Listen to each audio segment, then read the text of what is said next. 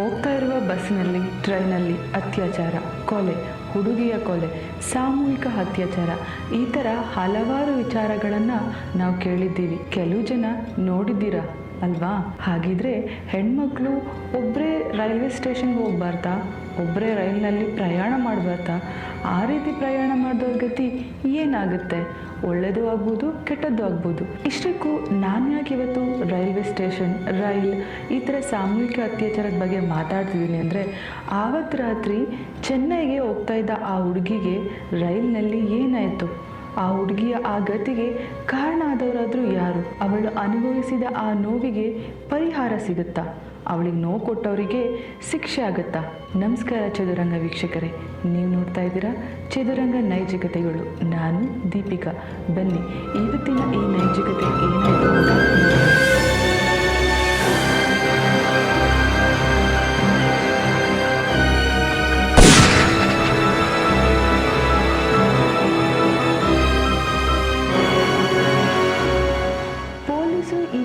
ವಿಚಾರಣೆ ಮಾಡಿದ ಮೊದಲ ಹಂತದ ಇನ್ವೆಸ್ಟಿಗೇಷನ್ ಬಗ್ಗೆನೇ ನಾನಿವತ್ತು ಮಾತಾಡೋಕೊಟ್ಟಿರೋದು. ಹಾಗಿದ್ರೆ ಇನ್ವೆಸ್ಟಿಗೇಷನಲ್ಲಿ ಏನಿದೆ, ಏನಾಯಿತು ನಾ ಹೇಳ್ತಾ ಹೋಗ್ತೀನಿ ನೋಡಿ. ಈಗಿನ ಕಾಲದ ಸ್ವಲ್ಪ ಯುವಕರು ಅಶ್ಲೀಲ ವಿಡಿಯೋಗಳನ್ನು ತುಂಬ ನೋಡ್ತಾ ಇದ್ದಾರೆ. ಅಶ್ಲೀಲ ವಿಡಿಯೋಗಳನ್ನು ನೋಡಿ ಪ್ರಚೋದನೆಗೆ ಒಳಗಾಗ್ತಾ ಇದ್ದಾರೆ. ಅವ್ರ ಮೈಂಡ್ಸೆಟ್ ಕೂಡ ಒಂದೊಂದು ಸರಿ ಡಿಫ್ರೆಂಟಾಗೇ ಇರುತ್ತೆ. ಈ ಅಶ್ಲೀಲ ವಿಡಿಯೋಗಳನ್ನು ನೋಡಿದ ಕೆಲವೊಂದು ಹುಡುಗರ ಮೈಂಡ್ಸೆಟ್ಟು ಹೇಗಿರುತ್ತೆ ಅಂದರೆ ವಿಕೃತವಾಗಿರುತ್ತೆ. ಮೈಂಡ್ಸೆಟ್ಟು ಹೆಂಗೆ ಬೇಕೋ ಹಂಗೆ ಆಟ ಆಡಿಸ್ತಾ ಇರುತ್ತೆ ಅವರನ್ನು. ಈ ಕೇಸ್ನಲ್ಲೂ ಕೂಡ ಬಹುಶಃ ಇಂಥದ್ದೇ ಏನಾದರೂ ಒಂದು ನಡೆದಿರ್ಬೋದಾ? ಹೋಗ್ತಾ ಇರೋ ಟ್ರೈನಲ್ಲಿ ಈ ಥರನೂ ಆಗುತ್ತಾ?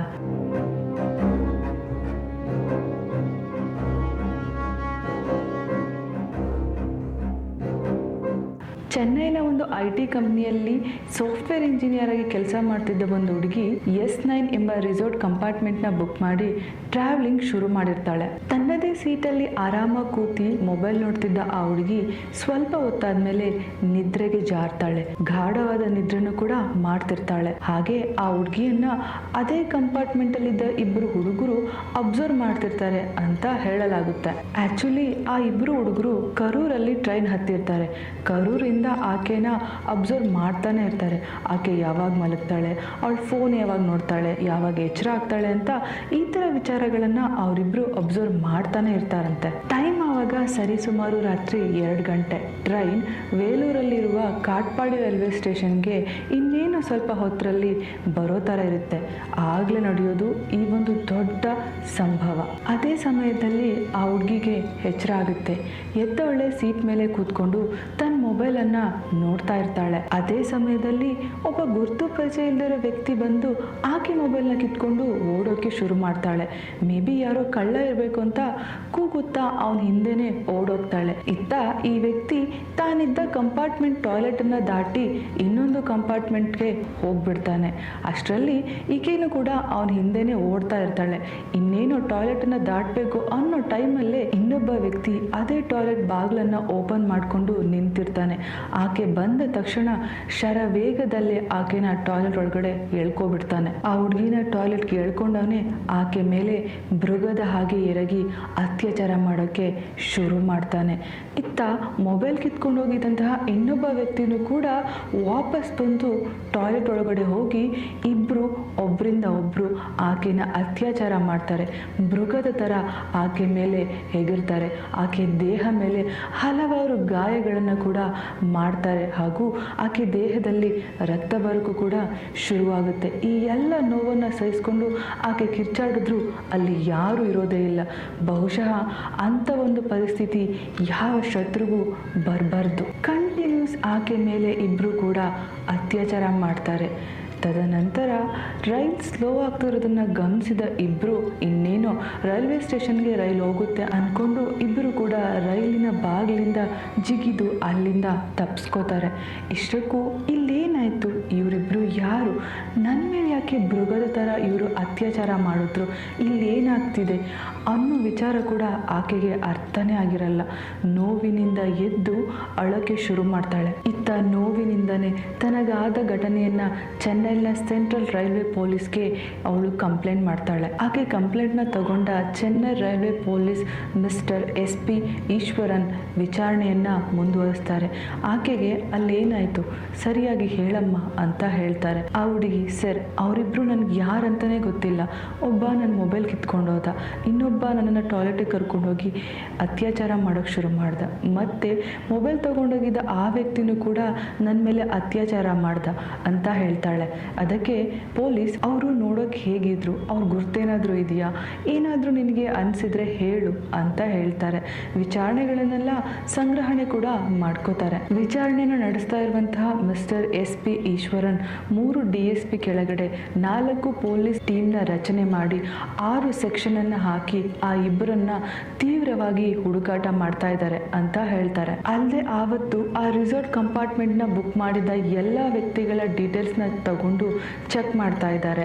ಎಲ್ಲರನ್ನು ವಿಚಾರಣೆ ಕೂಡ ಮಾಡ್ತಾ ಇದ್ದಾರಂತೆ. ಇತ್ತ ಅತ್ಯಾಚಾರಕ್ಕೆ ಒಳಗಾದ ಹುಡುಗಿಯ ದೇಹದಲ್ಲಿರುವ ಲಿಕ್ವಿಡ್ ಸ್ಯಾಂಪಲ್ನ ತಗೊಂಡು ಬೈಲಾಪುರದ ಫಾರೆನ್ಸಿಕ್ ಡಿಪಾರ್ಟ್ಮೆಂಟ್ಗೆ ಟೆಸ್ಟಿಗೆ ಕಳಿಸಿದ್ದಾರೆ. ಪೊಲೀಸರು ಅತ್ಯಾಚಾರ ನಡೆದ ಟೈಮ್ ಮತ್ತೆ ಡೇಟನ್ನು ಗುರ್ತು ಮಾಡಿ ಪೋಸ್ಟರಲ್ಲಿ ಈ ಸಂದರ್ಭದಲ್ಲಿ ಈಕೆ ಮೇಲೆ ಅತ್ಯಾಚಾರ ಮಾಡಿದ ಒಬ್ಬ ವ್ಯಕ್ತಿ ಬ್ಲೂ ಶರ್ಟ್ ಹಾಕೊಂಡು ತಪ್ಪಿಸ್ಕೊಂಡಿದ್ದಾನೆ ಅಂತ ಪೋಸ್ಟರ್ಗಳನ್ನು ರೈಲ್ವೆ ಸ್ಟೇಷನ್ ಜಂಕ್ಷನ್ಗಳಲ್ಲಿ ಹಾಕ್ತಾರೆ.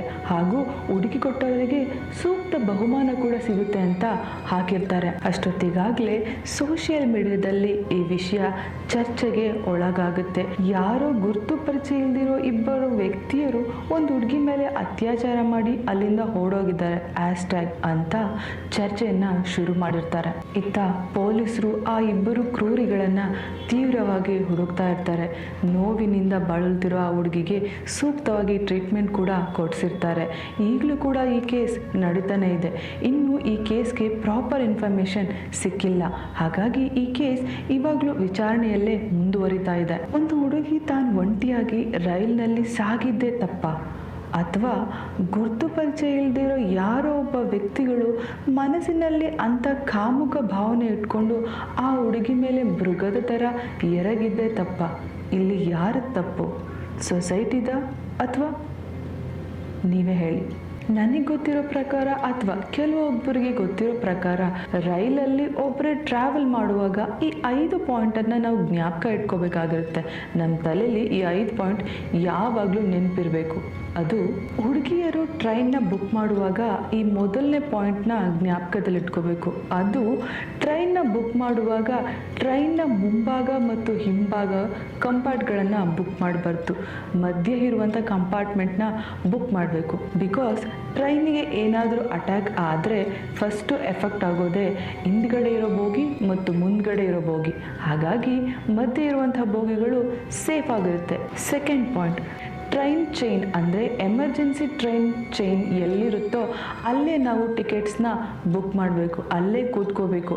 ಏನಾದರೂ ತೊಂದರೆ ಆದರೆ ನಾವು ಇಮಿಡಿಯೇಟಾಗಿ ಆ ಟ್ರೈನ್ ಚೈನ್ನ ಎಳಿಬೋದಲ್ವಾ.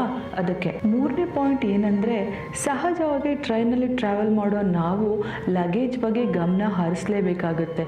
ಲಗೇಜ್ಗೆ ಅಲ್ಲಿ ಸರಿಯಾಗಿ ವ್ಯವಸ್ಥೆ ಆಗಿರಲ್ಲ, ಆದರೂ ನಾವು ಕರೆಕ್ಟಾಗಿ ಲಗೇಜ್ನ ನೋಡ್ಕೋಬೇಕು. ನಮ್ಮ ಅಕ್ಕಪಕ್ಕ ಕೆಳಗಡೆ ಅನಾವಶ್ಯಕವಾಗಿ ಯಾವುದಾದ್ರೂ ವ್ಯಕ್ತಿ ಕೂತ್ಕೊಂಡಿದ್ದಾನ ಅಥವಾ ನಮ್ಮ ಲಗೇಜ್ಗೆ ಸೇಫ್ಟಿ ಇದೆಯಾ ಅಂತ ಮೊದಲು ಅದನ್ನ ನೋಡ್ಕೋಬೇಕಾಗತ್ತೆ. 4ನೇ ಪಾಯಿಂಟ್, ಟ್ರೈನಲ್ಲಿ ನಾವು ಟ್ರಾವೆಲ್ ಮಾಡ್ತಾ ಇರೋ ಟೈಮಲ್ಲಿ ಅಂದರೆ ಒಂಟಿ ಹುಡುಗಿ ಟ್ರಾವೆಲ್ ಮಾಡ್ತಿರುವ ಟೈಮಲ್ಲಿ ಯಾರಾದರೂ ನಿಮ್ಮ ಮೇಲೆ ಅಟ್ಯಾಕ್ ಮಾಡಿದಾಗ ಅಥವಾ ನಿಮ್ಮ ಹತ್ರ ಮಿಸ್ಬಿಹೇವ್ ಮಾಡುವ ಟೈಮಲ್ಲಿ ನಿಮ್ಮ ಹತ್ರ ಯಾವಾಗಲೂ ಒಂದು ವಿಷುವಲ್ ಇರಬೇಕು. ವಿಷುವಲ್ ಕೂಗಿದ ತಕ್ಷಣ ನಮ್ಗೆ ಯಾರಾದರೂ ಬಂದು ಸಹಾಯ ಮಾಡ್ತಾರಾ, ಅದು ಸುಳ್ಳು ಅನ್ಕೋಬಾರ್ದು. ಯಾಕಂದರೆ ಪ್ರಪಂಚದಲ್ಲಿ ಕೆಟ್ಟವರಿದ್ದಾರೆ ಅಂದರೆ ಒಳ್ಳೆಯವ್ರು ಇದ್ದೇ ಇರ್ತಾರಲ್ವಾ. ಸೊ ನೀವು ಹಾಕಿದ ವಿಷುವಲ್ಗೆ ಯಾರಾದರೂ ಒಬ್ಬರು ಬಂದು ನಿಮ್ಗೆ ಸಹಾಯ ಮಾಡಿದ್ರು ಮಾಡ್ತಾರಲ್ವಾ.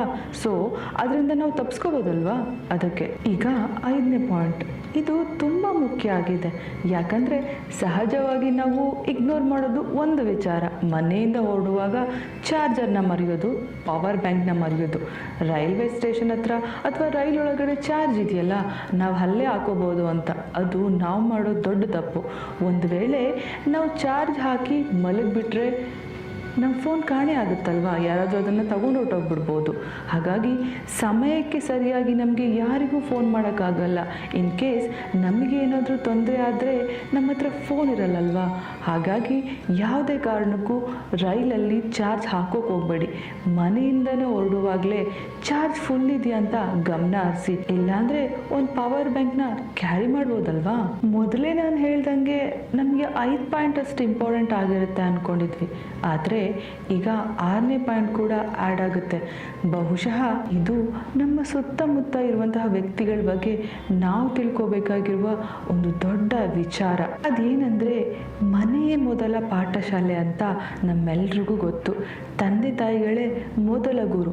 ಅದನ್ನು ಬಿಟ್ಟರೆ ಅಕ್ಕ ತಂಗಿ ಅಣ್ಣ ತಮ್ಮ ಇವರೇ ನಮ್ಮ ಗುರುಗಳಾಗಿರ್ತಾರೆ.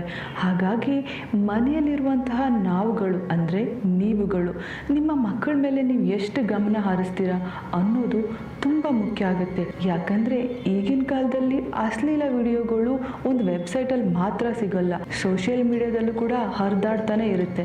ಹಾಗಾಗಿ ನಾರ್ಮಲ್ ಆಗಿ ಮೊಬೈಲ್ ಯೂಸ್ ಮಾಡುವ ಪ್ರತಿಯೊಬ್ಬರು ಈ ಒಂದು ವಿಚಾರವನ್ನು ಗಮನಿಸಿರ್ತೀರ. ನಿಮ್ಮ ಮಕ್ಕಳಿಗೆ ನೀವು ಮೊಬೈಲ್ ಕೊಡಿಸುವಾಗ ಕೆಲವೊಂದಷ್ಟು ವಿಚಾರಗಳನ್ನ ಗಮನದಲ್ಲಿಟ್ಕೋಬೇಕು. ಅವರು ಮೊಬೈಲಲ್ಲಿ ಏನು ಮಾಡ್ತಾ ಇದ್ದಾರೆ, ಯಾವ ವೆಬ್ಸೈಟ್ಗೆ ಲಾಗಿನ್ ಆಗಿರ್ತಾರೆ, ಇನ್ಸ್ಟಾಗ್ರಾಮ್, ವಾಟ್ಸಪ್, ಟ್ವಿಟರ್, ಫೇಸ್ಬುಕ್ ಈ ಥರ ಅನೇಕ ಪ್ಲ್ಯಾಟ್ಫಾರ್ಮ್ಗಳಲ್ಲಿ ಅವ್ರು ಏನು ಮಾಡ್ತಾ ಇದ್ದಾರೆ ಅಂತ ನಾವು ಗಮನ ಹರಿಸ್ಬೇಕಾಗುತ್ತೆ. ಇಲ್ವಾದರೆ ಅವರು ಅಶ್ಲೀಲ ವಿಡಿಯೋಗಳನ್ನು ನೋಡೋಕ್ಕೆ ಶುರು ಮಾಡ್ತಾರೆ. ಅದರಿಂದ ಪ್ರಚೋದನಕ್ಕೆ ಒಳಗಾಗ್ತಾರೆ, ಮೈಂಡ್ ಡಿಸ್ಟರ್ಬ್ ಆಗುತ್ತೆ, ಮೆಂಟಲಿ ಅವರು ಅಬ್ನಾರ್ಮಲ್ ಥರ ಕೂಡ ಆಗ್ತಾರೆ. ಬಿಕಾಸ್ ಈ ಎಲ್ಲದಕ್ಕೂ ಕಾರಣ ಅವರ ವಯಸ್ಸಾಗಿರುತ್ತೆ. ಸೊ ವಯಸ್ಸಿಗೆ ತಕ್ಕಂತಹ ಪಾಠಗಳನ್ನ ತಂದೆ ತಾಯಿಗಳೇ ಮನೆಯಲ್ಲಿ ಹೇಳ್ಕೊಡ್ಬೇಕು. ಮಕ್ಕಳನ್ನ ಶಿಸ್ತಾಗಿ ಬೆಳೆಸಬೇಕು. ಮೊಬೈಲಿಂದ ಮಕ್ಕಳನ್ನ ಸ್ವಲ್ಪ ದೂರ ಇಡಬೇಕು. ಬಿಕಾಸ್ ಮೊಬೈಲ್ನ ನಾವು ಯೂಸ್ ಮಾಡಬೇಕು, ನಮ್ಮನ್ನು ಮೊಬೈಲ್ ಯೂಸ್ ಮಾಡಬಾರ್ದು. ಪಾಪ ತನ್ನದಲ್ಲದ ಕಾರಣಕ್ಕೆ ಆ ಹುಡುಗೀಗ ಶಿಕ್ಷೆ ಅನುಭವಿಸ್ತಾ ಇದ್ದಾಳೆ. ಇದಕ್ಕೆ ಯಾರು ಹೊಣೆ? ಆಕೆಗೆ ನಡೆದ ಈ ಘಟನೆ ಅವಳ ಜೀವನದಲ್ಲಿ ಅದು ಒಂದು ದೊಡ್ಡ ಗಾಯ ಆಗಿ ಉಳ್ಕೊಂಡಿರುತ್ತೆ.